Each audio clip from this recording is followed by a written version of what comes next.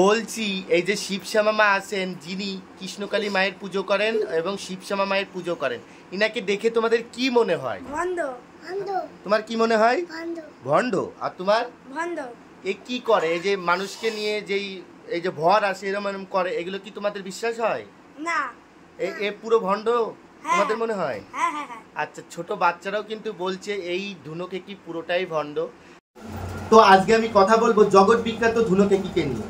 তো আজকে চলে এসেছি আমি একজনকে নিয়ে, এটা আমার মাসি হয়। তো আজকে আমার মাসিও কিন্তু এই ভিডিও দেখেছে, এই ভণ্ড শিবশ্যামা। তো আমার মাসিকে আমি সব ভিডিওগুলো দেখালাম। তো আমার মাসি ভিডিওগুলো দেখার পরে বলছেন এই যে যেই ভণ্ড সেবিকা ভগবানের যে পূজারিনী যে পুজো করছে, তো মঙ্গলা মায়ের মন্দিরে কত ভক্ত হয় আপনি দেখেছেন মাসি? হাজার হাজার ভক্ত হয়। হ্যাঁ, তাহলে এই যে ভণ্ড সেবিকার মন্দিরে 4-5 জন ভক্ত হয়, 20 জন, ঠিক আছে? তাহলে 20 জন যেই ভক্তগুলো হয়েছে তারা মঙ্গলা মায়ের মন্দিরে গেছিল, উপকার পায়নি, তাই ভণ্ডর মন্দিরে গিয়ে মঙ্গলা মায়ের নামে নিন্দা করছে। তাহলে একটা কথা ভালো যে তাদের ভালো হবে কি করে? যারা এক মন্দির থেকে আরেক মন্দিরে যে নিন্দা করে তাদের কি কখনো ভালো হয়? না, ভক্তি যে এক জায়গায় করে থাকতে হয়, বারবার এখানে ওখানে গেলে তো সেটা উপকার মেলে না। মেলে? তাহলে ও মানে এদের কতটা ভক্তি, এরা আজকে এই মন্দির, কালকে ওই মন্দির, পরশু এই মন্দির, যারা এই যে প্রতিদিন মন্দির পরিবর্তন করে তাদের কি কোনোদিন কাজ হয়? হবে না তো।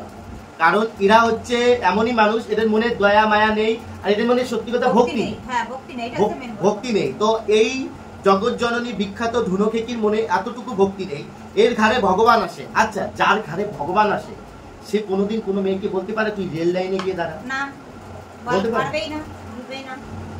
কোনো মেয়ে কোনোদিন বলতে পারে যে একটা বয়স্ক জেঠিমা, মানে খুব বয়স্ক, মানে 70-80 বছর বয়স, সেই জেঠিমা ওনাকে নিয়ে ভিডিও করে যে শ্যামা তুই এটা ভুল করছিস, তাকে বলছে তুই 2 মাস পরে মারা যাবি? এটা কি কোনোদিন কোনো সেবিকা বলতে পারে যার ঘাড়ে ভগবান আসে? সে কি করে সম্ভব? সে কি ভগবান যে বলতে পারবে যে তুই 2 মাস পরে মারা যাবি? ওই তো, তাহলে মানুষ কি করে বললেন? উনি মানুষে এইগুলো বলছেন, উনি নাকি ভাগ্য গণনা করেন। এটা লোকের আতঙ্ক করানো, ভালো করা না। ভালো করা? এটা তো ভালো করা না। তাহলে আরেকটা কথা, মানুষ নাই এটা পারে বলতে। হ্যাঁ, আর একটা কথা বলে, মঙ্গলা মায়ের মন্দিরে 10-20 হাজার মানুষ যায়। মঙ্গলা মা কখনো বলেনি যে তুমি 2 মাস পরে মারা যাবে। উনি ভক্ত সহকারে বলে যে আসো আমার নাম জপ করো, তুমি উপকার ফল পাবা। টাকা পয়সা চাই না, অনেকে টাকা পয়সা চায়, মানুষের থেকেই চাই, যে যা পারে তাই তো দেয়। প্রচুর ভিডিও দেখেছি মঙ্গলা মায়ের, কখনো ভিডিওতে আমি পাইনি যে টাকা চেয়েছে। ভক্তরা সন্তুষ্ট হয়ে উপকার পেয়ে তবেই মাকে কিছু দান করেছে। মা নিজে ইচ্ছায় কিছু চাইনি কোনো ভক্তের কাছ থেকে। হ্যাঁ, মঙ্গলা মা কি নিজে বলে যে আমার পা ধোয়ায় জল খা তোরা? না না, ভক্তরাই তো জোর করে, উপকার পেয়েছে বলেই আজকে সে ওইটা করে। ভক্তরা মনের ভক্তি থেকে, মনের ভক্তি থেকে। মঙ্গল মা কিন্তু কখনো শিখিয়ে দেয় না। আচ্ছা, আরেকটা কথা, এই যে যেখানে ভগবান থাকে সেখানে কি প্রেতাত্মা থাকতে পারে? যেখানে স্বয়ং ভগবান মা কালী বিরাজমান, এটা আমি বিশ্বাস করি না। তো এই ভণ্ড সেবিকা বলছেন ওখানে নাকি একটা ছোট্ট বাচ্চাকে পুতা আছে কালী মায়ের নিচে। তো আপনি এটাকে কি বলবেন যে ছোট্ট বাচ্চাকে নাকি পুতা আছে? এই যে আমাদের ভণ্ড ধুনোকেকি বলেছেন, এটার বিষয়ে কি বলবেন? উনি কি নিজে দেখেছে ওখানে বাচ্চা পুতা আছে? তাহলে উনি বলছেন যে ওখানে একটা বাচ্চা পুতা আছে, আর উনি বলছেন যে ত্রিশূলের লাল কাপড় দিয়ে বাঁধা আছে, ওর মধ্যে নাকি গাছ গোছরি ঢুকানো আছে। আজকে 1.5 বছর ধরে কিন্তু কোনো ত্রিশূলে কিন্তু কোনো কিছু ছিল না পেঁচানো। কেন পেঁচিয়েছেন? কারণ এই যে যখন ত্রিশূলটা ছোঁয় মানুষের চোখে মুখে লাগতে পারে, কারণ হাজার হাজার ভক্তকে দেখে তাড়াতাড়ি করে, এজন্য লাগিয়েছেন।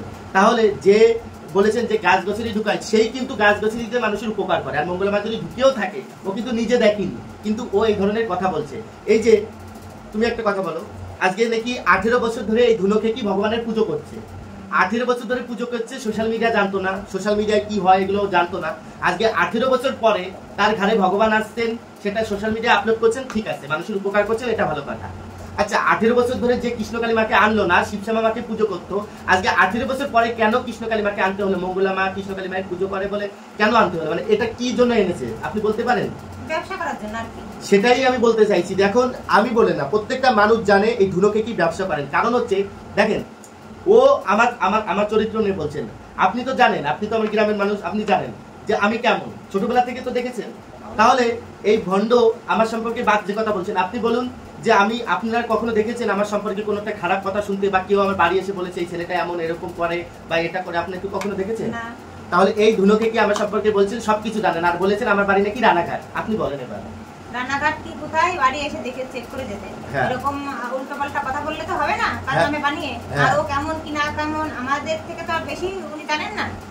এই বিষয়ে কথাটা বলা ওনার বেকার কি ফালতু বোকামি ছাড়া আর কিছুই না। আমি বলবো যেটা ওনার এটা বোকামি ছাড়া কিছু না। উনি নিজের ব্যবসার জায়গাটা ঠিক রাখার জন্য অন্যকে উল্টোপাল্টা কথা বলার জন্য এইসব ওনার মুখে মানায় না। হ্যাঁ, উনি উনি নাকি ব্যবসা করছেন না আজকে 18 বছর ধরে। অবশ্যই আমি বলবো ওটা অবশ্যই ওনার ব্যবসা।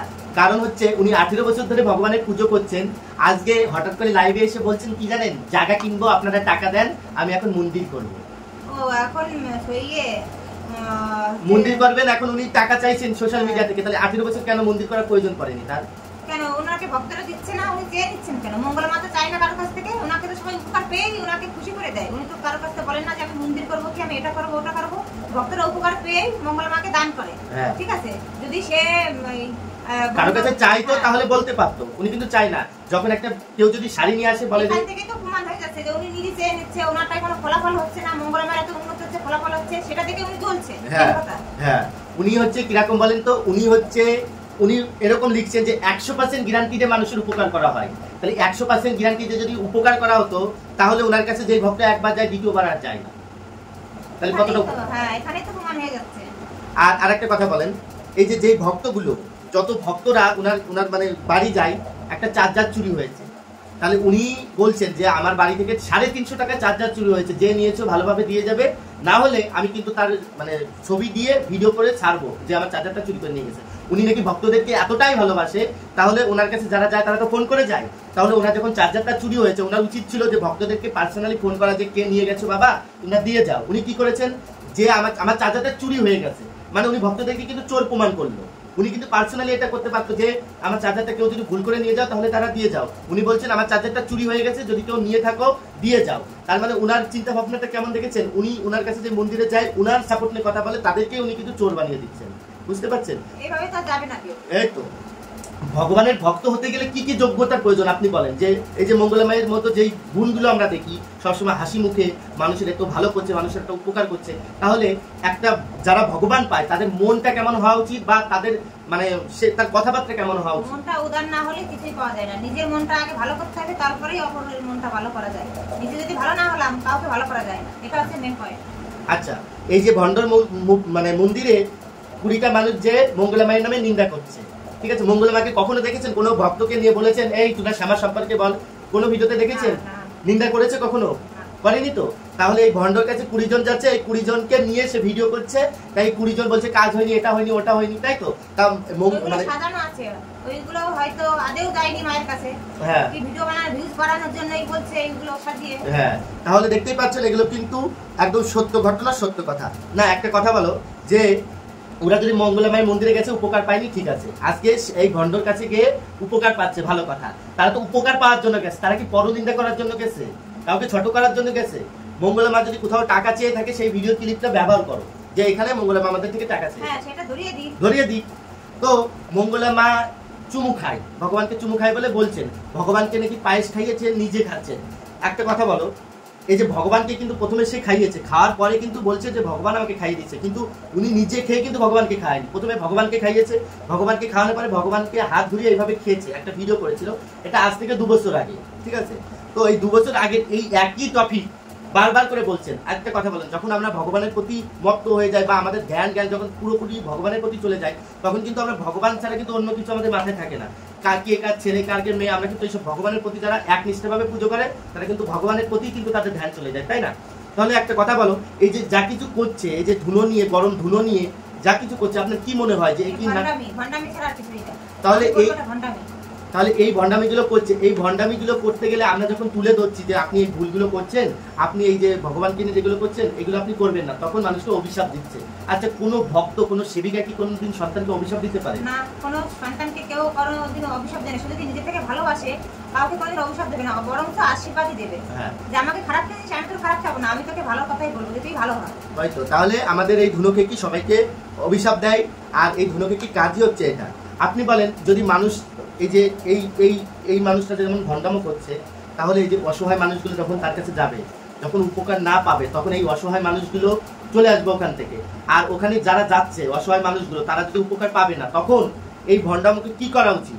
তুমি বলো, যে ভণ্ডামো করছে মানে বিষ বৃক্ষের মতো প্রত্যেকটা মানুষের মতো বলছে আমার কাছে আসে উপকার পাবে, তাহলে এই ডাক্তারখানা বন্ধ করে দেওয়া উচিত। যে তার কাছে গিয়ে যদি 100% গ্যারান্টি দিয়ে উপকার পায়, মঙ্গলা মা কিন্তু কখনো বলেন যে 100% গ্যারান্টি দিয়ে উপকার পাবে। মঙ্গলা মা বলছে তোমরা নাম জপ করো, আর যে ভক্তগুলো আছে তাদেরকে দেখায় যে এরা এই উপকার পাইছে। তাহলে আজকাল পড়াশোনা করে কি লাভ? এমবিবিএস পাস করে কি লাভ? যদি ওই ভণ্ডমার কাছে গেলে 100% ভালোই হয়ে যাবে মানুষ, তাহলে ডাক্তার এত নার্সিং হোম এত কিছু খুলে কি দরকার?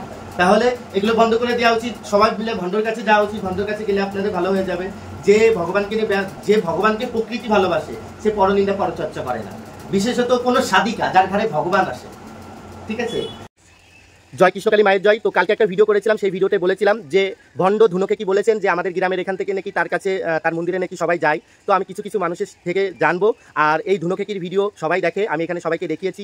তো তার ঘরে কেমন ভগবান আসে, আর ভগবান এসে এই ধরনের কথা কখনো বলতে পারে কিনা, আর এই ধুনোকেকিকে কেউ বিশ্বাস করে কিনা আপনারাই জানবেন। ওই ধুনোকেকি বলেছেন যে আমার সম্পর্কে আমাদের গ্রামের মানুষ নাকি তার মন্দিরে গেছে, গিয়ে নাকি উল্টোপাল্টা কথা বলেছে আমার সম্পর্কে, সেটা আমি বাদই দিলাম। তো এই যে ধুনোকেকির ভিডিও আমাদের সমাজটাকে নষ্ট করছে, যে কারণে আজকে এই ভিডিওটা করছি। আচ্ছা আপনি বলেন তো, যে এই যে শিবশ্যামা নামে যে ইউটিউব চ্যানেলটা যিনি ভিডিও করেন, ঠাকুরের ভর আসেন, কখনো আপনি দেখেছেন যে ভরে আসার পরে কখনো কারোর সম্পর্কে বাজে কথা বলতে পারে? বা শুক্রবারে মাংস খেয়ে শনিবারে তার ঘরে ভগবান এসছে, আপনি বলেন যে আসে, বলতে পারবেন? তাহলে আরেকটা কথা বলেন, যে মানুষটা মাছ মাংস খায় তিনি আবার মঙ্গলা মাকে বলছেন যে ও মাছ মাংস খায়, তাহলে সে নিজে মাছ মাংস খায়, মঙ্গলা মায়ের ঘরে তো ভগবান আসে না, কিন্তু ওর ঘরে ভগবান আসে, ধুনোকেকির ঘরে ভগবান আসে। তাহলে ধুনোকেকির ঘরে যেহেতু ভগবান আসে, তাহলে ধুনোকেকি শুক্রবারে মাংস খেয়ে শনিবারে কি করে তার ঘরে ভগবান আসে? আসতে পারে? আপনি বলেন, আসতে পারে? তো এই ধুনোকেকি হচ্ছে এমনই একজন মানুষ, মানে মানুষকে ভাড়া করে নিয়ে আসে। দেখো আমি কিন্তু তোমাদেরকে ভাড়া করে আনিনি, আমি তোমাদের বাড়িতে এসেছি, তোমরা আমাদেরকে চেনো, আমাদের গ্রামের মানুষ, তাই আজকে আমি প্রমাণ করবো, কিছু কিছু মানুষের কাছে যাবো আর এগুলো তুলে ধরবো। তো এটা আমার বাড়ির পাশেই দুটো বৌদি। তো আপনারা জানেন না, এই ধুনোকেকি এমনই একজন বিষ বৃক্ষ যে মানুষের মধ্যে বিষ ছড়াচ্ছে, মানুষকে বিষিয়ে তুলছে। তো আপনারা এই বিষ বৃক্ষ থেকে দূরে থাকার চেষ্টা করবেন। আপনারা কি যাবেন ভন্ডর কাছে? ভন্ডর কাছে যাবেন? আপনি কি যাবেন ভন্ডর কাছে? একদম যা দেখতেই পেলেন যে ভন্ডর কাছে বেঁচে থাকতে কেউ যাবে না, কারণ এ হচ্ছে মানুষকে ছোট করার কাজ, মানুষকে কিভাবে ছোট করবে এটাই হচ্ছে ওর কাজ। তো কেমন লাগলো, আর আমি আরো অন্য মানুষের কাছে যাবো, সেটাও তোমাদের সাথে শেয়ার করবো, তোমরা দেখো।